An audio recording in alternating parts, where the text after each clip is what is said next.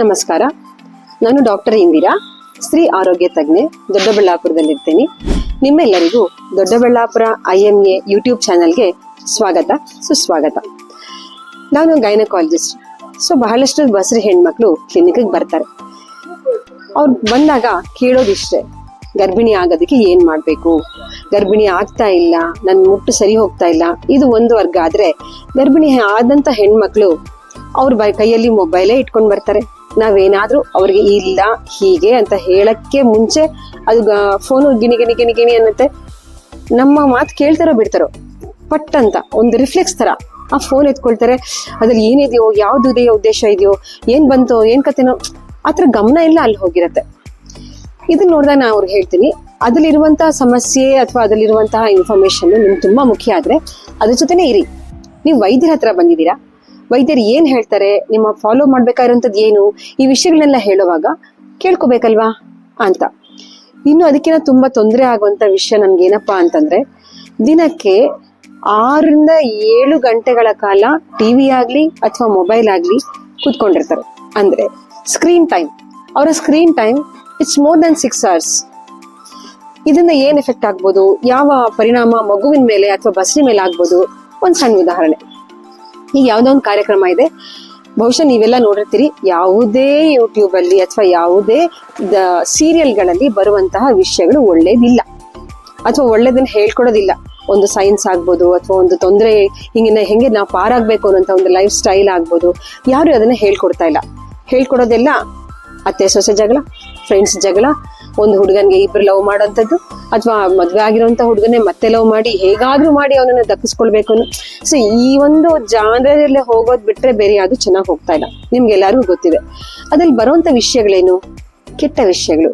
ಆ ಕೆಟ್ಟ ವಿಷಯಗಳನ್ನ ನಾವು ಮೆದುಳಲ್ಲಿ ಹಾಕೊಂಡಾಗ ಆ ಕೆಟ್ಟ ವಿಷಯಗಳೇ ಮಗುವಿಗೆ ಭಟ್ಟಿ ಹಿಡಿಯತ್ತೆ. ಹೊಟ್ಟೆಲಿರುವ ಮಗು ಕೂಡ ಅದನ್ನೇ ಕೇಳಿಸ್ಕೊಳ್ಳುತ್ತೆ. ನಿಮಗ್ ಗೊತ್ತಾ ಇಲ್ವಾ ಗೊತ್ತಿಲ್ಲ, 16 ವಾರದ ಶಿಶು, ಗರ್ಭಸ್ಥ ಶಿಶು ಕೇಳಿಸ್ಕೊಳ್ಳೋ ಶಕ್ತಿ ಅದಕ್ಕಿರುತ್ತೆ. ಹೊರಗಡೆ ಯಾವ ಶಬ್ದ ಆದ್ರೂ ಅದು ಒಂದು ರಿಯಾಕ್ಟ್ ಮಾಡುವಂತ ಒಂದು ಪರಿಸ್ಥಿತಿನಲ್ಲಿ ಅದಿರುತ್ತೆ. ಅಂದ್ರೆ ಆಗಷ್ಟೇ ಅದರ ಕೇಳುವಿಕೆ ಡೆವಲಪ್ ಆಗ್ತಾ ಇರುತ್ತೆ. ಹಾಗಿರುವಾಗ ನಾವು ಈ ತರ ಬಿಗ್ ಬಾಸ್ ಅನ್ನೋ ಅಥವಾ ಯಾವ್ದೋ ಗೊಂತರ ಆಗಿರುವಂತ ಒಂದು ಧಾರಾವಾಹಿನೋ ನೋಡ್ತಾ ಇದ್ರೆ ಆ ಮಗುವಿನ ಗ್ರಹಿಗೆ ಏನ್ ಸಿಕ್ಕತ್ತೆ? ನಾವು ಒಂದು ಸುತ್ತ ಜೇನುತುಪ್ಪ ಇಟ್ಟು ಸಿಹಿ ಅಂತ ಹೇಳಕ್ ಬದಲು ಅದೇ ಸುತ್ತ ಒಂದು ಬೇವಿಂದೇ ಇಟ್ಬಿಟ್ಟು ಬೇವು ಚೆನ್ನಾಗಿದೆ, ಅದು ಚೆನ್ನಾಗಿದೆ ಅಂತ ಹೇಳಕ್ ಆಗಲ್ಲ. See what we have to give is only good things. ಅದೊಂದು ರೂಲ್ಸೇ ಇದೆ ಅಲ್ವಾ. 100 ಒಳ್ಳೆಯ ವಿಷಯಗಳನ್ನ ಕೊಟ್ರೆ ಮಗುವಾಗಿರೋದು ಒಂದು 10-12 ತಗೊಳ್ಬಹುದು. ಆದ್ರೆ ಒಂದೇ ಒಂದು ಕೆಟ್ಟ ವಿಷಯನ ನಾವು ಮಗುಗೆ ಕೊಟ್ರೆ ಅದನ್ನ 100 ಪಟ್ಟು ಅದನ್ನ ಹೆಚ್ಚು ಮಾಡ್ಕೊಳತ್ತೆ. ಯಾಕಂದ್ರೆ ದಾರಿ ಗೊತ್ತಿರುತ್ತೆ. ಅದು ಬೇಲಿ ಹಾರುವ ದಾರಿ ಇರ್ಬೋದು ಅಥವಾ ನಮ್ಗೆ ಕೆಟ್ಟದ ಕಡೆ ಹೋಗುವಂತ ದಾರಿ ಇರ್ಬೋದು, ಅದು ಇಳಿಜಾರು, ಬೇಗ ದಕ್ಕು ಬಿಡುತ್ತೆ. ಸೊ ನಾವು ಅದನ್ನೇ ಕೆಟ್ಟದ್ದನ್ನೇ ಮಗುವಿಗೆ ಕೊಡ್ತಾ ಇದ್ರೆ ಎಷ್ಟೊಂದು ಕಷ್ಟ ಆಗತ್ತೆ. ತಜ್ಞರೆಲ್ಲ ಹೇಳ್ತಾ ಇರೋದೇನಂದ್ರೆ, ಈಗ ನೀವು ನೋಡ್ತಾ ಇದ್ದೀರಾ, ಚಿಕ್ಕ ವಯಸ್ಸಿನಲ್ಲೇ ಅಂದ್ರೆ 17-18 ವರ್ಷದ ಮಕ್ಕಳಲ್ಲೇ ಕ್ರೂರತನ ಇದೆ. ಅವ್ರಿಗೆ ಒಂಥರ ಬೇಡದೇ ಇರುವಂತ ಟೈಮಲ್ಲಿ ಅವ್ರಿಗೆ ಸೆಕ್ಷುವಲ್ ಅರ್ಜ್ ಬರ್ತಾ ಇದೆ. ಆ ಅರ್ಜು ಸುಮ್ಮನೆ ಇರ್ತಾ ಇಲ್ಲ, ಅದು ಸಾಕಷ್ಟು ರೇಪ್ಗಳಾಗ್ತಾ ಇದೆ. ಅದ್ರಲ್ಲಿ ಚಿಕ್ಕ ಮಕ್ಕಳು ಅದ್ರಲ್ಲಿ ಇನ್ವಾಲ್ವ್ ಆಗ್ತಾ ಇದಾರೆ. ಆರೋಪಿಗಳು ಆಗ್ತಾ ಇರೋರು ಕೂಡ ತುಂಬಾ ಸಣ್ಣ ಮಕ್ಳನ್ನೇ. ಈ ಒಂದನ್ನೆಲ್ಲ ನಾವು ಹಿಂದೆ ಹೋದಾಗ, ಅಂದ್ರೆ ಯಾಕೆ ಅವರ ಮನಸ್ಥಿತಿ ಈ ರೀತಿ ಆಗಿದೆ, ಈ ರೀತಿ ಪ್ರಾಣಿ ತರ ನೋಡ್ತಾ ಇದಾರೆ ಅಂತ ನೋಡುವಾಗ ಅದು ಅವರ ತಾಯಂದಿರ ಗರ್ಭಸ್ಥ ಸ್ಥಿತಿಯಲ್ಲಿ ಏನಿತ್ತು, ಅವರ ಪರಿಸರ ಏನಿತ್ತು ಅನ್ನುವಂತ ಆ ವಿಷಯಕ್ಕೆ ತಂದು ನಿಲ್ಲಿಸ್ತಾ ಇದೆ. ಸಾಕಷ್ಟು ಜನ ಕೌನ್ಸಿಲಿಂಗ್ ಮಾಡೋರು ಕೂಡ ಯಾಕೆ ಈ ಮಗು ಈ ತರ ಅಬ್ನಾರ್ಮಲ್ ಕೆಲಸ ಮಾಡ್ತಾ ಇದೆ, ಯಾಕೆ ಈ ಮಗುವಿನ ಮನಸ್ಸು ಇಷ್ಟು ಕ್ರೂರವಾಗಿದೆ ಅಂತ ನೋಡುವಾಗ, ಹಿಂದೆ ಹೋದಾಗ, ಅಂದ್ರೆ ತಾಯಿ ಗರ್ಭಸ್ಥಲ್ಲಿ ಇರುವಾಗ ಆಕೆ ನೋಡಿದಂತ, ಕೇಳಿದಂತ ಅಥವಾ ಆಕೆ ಅನುಭವಿಸಿದಂತ ಆ ನೋವು ಅಥವಾ ನೋಡಿದಂತಹ ಕೆಟ್ಟ ವಿಷಯಗಳು ಮಗುವಿನ ಮನಸ್ಸಿನ ಮೇಲೆ ಗಾಢವಾದ ಪ್ರಮಾಣವನ್ನು ಬಿದ್ದಿರುತ್ತೆ. ಸೊ ಈ ಒಂದು ಪರಿಣಾಮವನ್ನ ನಾವು ಬೇಡ ಅಂತ ಹೇಳ್ಬೇಕಾದಾಗ ಶ್ರದ್ಧೆಯಿಂದ, ಅತಿ ಶ್ರದ್ಧೆಯಿಂದ ಒಳ್ಳೆಯದನ್ನು ಹೆಕ್ಕಿ ನೋಡ್ಬೇಕಾಗತ್ತೆ.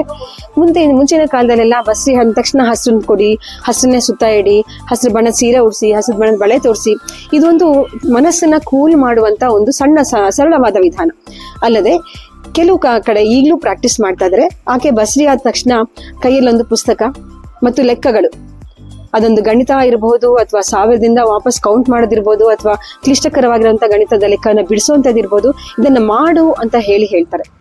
ನಮ್ಮ ಹುಡುಗಿರ ನೋಡಿ, ಏನೋ ಹೊಸದ್ ಕಲೀರಿ, ಏನಾದ್ರು ಮಾಡಿ, ಆಗ ನಿಮ್ಮ ಬ್ರೈನ್ ಚೆನ್ನಾಗಿರುತ್ತೆ, ಮಗುವಿನ ಬ್ರೈನ್ ಡೆವಲಪ್ಮೆಂಟ್ಗೆ ಹೆಲ್ಪ್ ಆಗುತ್ತೆ ಅಂತಂದಾಗ ಏನೋ ವಿಚಿತ್ರವಾದ ಹೇಳ್ತಾರೆ ಮೇಡಮ್ ಅಂತ, ಅಥವಾ ಕಿವಿ ಮೇಲೆ ಏನೋ ಹೂವ ಇಡ್ತಾರೆ ಅಂತ ಏನೋ ಅಂತ ಅನ್ಕೊಂಡು ಹೋಗ್ತಾರೆ.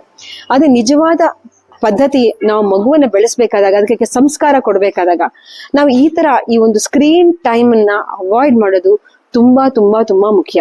ಅದಲ್ಲೂ ನಿಮ್ಗೆ ಗೊತ್ತಿದೆ, ನಾವು ಸೈಕ್ಯಾಡ್ರನ್ ರಿದಮ್ ಬಗ್ಗೆ ನಾವು ಮಾತಾಡುವಾಗ ಸೂರ್ಯನ ಒಂದು ಚಕ್ರ ಏನಿದೆ, ಸೂರ್ಯ ಹುಟ್ಟುವಾಗ ವೇಳೆ ಮತ್ತು ಅವರು ಮುಳುಗುವ ವೇಳೆ, ಆ ಒಂದು ಮಧ್ಯದಲ್ಲಿ ಆದಷ್ಟು ಕಡಿಮೆ ಅರ್ಧ ಗಂಟೆಯಿಂದ 1 ಗಂಟೆ ಮಾತ್ರ ನಮ್ಮ ಸ್ಕ್ರೀನ್ ಟೈಮ್ ಇಟ್ಕೊಂಡು 7 ಗಂಟೆ ನಂತರ ಯಾವುದೇ ರೀತಿಯ ಸ್ಕ್ರೀನ್ ನಾವು ನೋಡದೇ ಇದ್ರೆ ಆಗ ಆಗಿರುವಂತಹ ಒಂದು ಪಾಸಿಟಿವ್ ಬೆಳವಣಿಗೆನ ನಾವು ಸಾಕಷ್ಟು ಮಕ್ಕಳಲ್ಲಿ ನೋಡಿದ್ದೀವಿ. ಯಾಕೆಂದ್ರೆ ಅವರು ಶ್ರದ್ಧೆಯಿಂದ ನಾವು ಹೇಳಿದನ್ನೆಲ್ಲ ಕೇಳಿದ್ದಾರೆ. ಸೊ ಹಾಗಾಗಿ ಅದು ನೋಡದೇ ಇರುವಂತಹ ಮಕ್ಕಳು, ಅಲ್ಲದೆ ಸ್ಕ್ರೀನ್ ಟೈಮ್ ಅನ್ನ ತುಂಬಾ ಕಡಿಮೆ ಇಟ್ಕೊಂಡ ತಾಯಂದಿರ ಮಕ್ಕಳು, ಹಾಗೆ ಸದಾಕಾಲ ಸ್ಕ್ರೀನ್ ಟೈಮ್ ನೋಡಲು ಆ ಒಂದು ಆ ಗೀಳನ್ನ ಇಟ್ಕೊಂಡಿರುವಂತ ತಾಯಂದಿರ ಮಕ್ಕಳಿಗೂ ಬಹಳಷ್ಟು ವ್ಯತ್ಯಾಸ ಇದೆ. ಈಗ ADHD ಅಂತ ಹೇಳಿದಿರಾ, ಅಂದ್ರೆ ಅವರು ಯಾವುದೇ ಒಂದು ಸಣ್ಣ ವಿಷಯದ ಮೇಲೆ ಅವ್ರು ಕಾನ್ಸಂಟ್ರೇಟ್ ಮಾಡಲ್ಲ. 2 ಸೆಕೆಂಡ್ ಕಾಲ ಮಾತ್ರ ಅವರು ಕಾನ್ಸಂಟ್ರೇಟ್ ಮಾಡ್ತಾರೆ, ಮತ್ತೆ ತುಂಬಾ ಹೈಪರ್ ಆಕ್ಟಿವ್ ಆಗಿರ್ತಾರೆ. ಈ ಒಂದು ಕಂಡೀಷನ್ಗೆ ಕೂಡ ತಾಯಿಯ ಒಂದು ಸ್ಕ್ರೀನ್ ಟೈಮ್ ಎಕ್ಸ್ಪೋಜರ್ ಕಾರಣ ಇರಬಹುದು ಅಂತ ಹೇಳಿ ಈಗ ಇನ್ನು ಸಿದ್ಧಪಡಿಸೋದಕ್ಕೆ ಸಾಕಷ್ಟು ಸ್ಟಡೀಸ್ ನಡೀತಾ ಇದೆ. ಸೊ ನಾವು ನಮ್ಮ ಮಕ್ಕಳಿಗೆ ಹಳೆ ಕಾಲ ತರ 8-10 ಮಕ್ಕಳು ಆಗಲ್ಲ, ಆಗುವುದು 1 ಅಥವಾ 2. ಅದಕ್ಕೆ ಸಂಪೂರ್ಣವಾಗಿ ನಮ್ಮ ಎಲ್ಲಾ ಒಳ್ಳೆಯದನ್ನ ಅದಕ್ಕೆ ಧಾರೆ ಇರೋ ನಿಟ್ಟಿನಲ್ಲಿ ನಾವು ನೋಡ್ಕೋಬೇಕಾಗತ್ತೆ. Especially screen time. ಯಾವತ್ತು ಮೊಬೈಲ್ ನಾನು ಕೆಟ್ಟದು ಅಂತ ಹೇಳ್ತಾ ಇಲ್ಲ, ಯಾಕಂದ್ರೆ ಅದೇ ಮೊಬೈಲ್ ನಲ್ಲಿ 1-2% ತುಂಬಾ ಒಳ್ಳೆಯ ವಿಷಯಗಳು ತಿಳಿಯತ್ತೆ. ಆದ್ರೆ 98% ನೋಡುವಂತದ್ದೇನು ಕೆಟ್ಟ ವಿಷಯಗಳು, ಸ್ಕ್ರೋಲಿಂಗ್ ಅಂತ ಇರ್ಬೋದು, ಯಾರೋ ಮಾಡುವಂತ ರೀಲ್ಸ್ ಇರ್ಬೋದು, ನಮ್ಮ ಸಂಬಂಧವೇ ಇಲ್ಲದೆ ಇರುವಂತ ಯಾರದ್ದೋ ಎಲ್ಲೋ ಮೂಲೆಯಲ್ಲಿ, ಜಗತ್ತಿನ ಮೂಲೆಯಲ್ಲಿ ಇರುವಂತದ್ದು ಇರ್ಬೋದು, ಅದಕ್ಕೊಂದು ಲೈಕ್ ಕೊಟ್ಟು ಅದಕ್ಕೊಂದು ಇನ್ನೊಂದು ಮಾಡು ಅಂತ ಹೇಳೋದಿರ್ಬೋದು. ಆಗ ನಾವು ಇಲ್ಲಿರುವ ಜನರ, ನಮ್ಮ ನಿಜವಾಗಿ ನಮಗೆ ಬೇಕಾಗುವಂತ ಜನರ ಆ ಒಂದು ಸಂಬಂಧವನ್ನ ನಾವು ಕಳ್ಕೊತೀವಿ. ಅಲ್ಲದೆ ಅದನ್ನೇ ನಾವು ನಮ್ಮ ಗರ್ಭದಲ್ಲಿರುವ ಮಗುಗೆ ಕೂಡ ಕೊಡ್ತೀವಿ. ಅದು ಖಂಡಿತವಾಗ್ಲೂ ಅನಪೇಕ್ಷಣೀಯ, ಅದು ಬೇಡ. ಹಾಗಾಗಿ ನಾವು ಒಳ್ಳೆಯದನ್ನ ಕೊಡುತ್ತಾ ಮಕ್ಕಳನ್ನು ಒಳ್ಳೆಯದಾಗಿ ಬೆಳೆಸುವತ್ತ ಒಂದು ಗರ್ಭ ಸಂಸ್ಕಾರದ ಒಂದು ರೀತಿಯನ್ನ ಅಳವಡಿಸ್ಕೊಳ್ಳೋಣ. ಎಲ್ಲರಿಗೂ ಶುಭವಾಗಲಿ.